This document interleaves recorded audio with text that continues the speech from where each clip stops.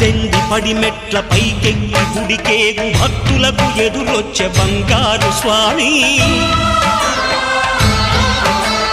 ఇరుముడులు స్పృశించి శుభమనుచు దీవించి జన బృందముల చేరే జగమేలు స్వామి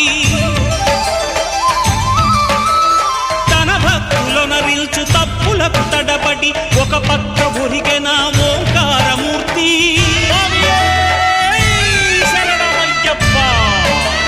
స్వాములందరూ తనకు సాయము కాగా ధీమంతుడై లేచే ఆ కన్య స్వామి పట్టబంధము వీడి భక్తతతికై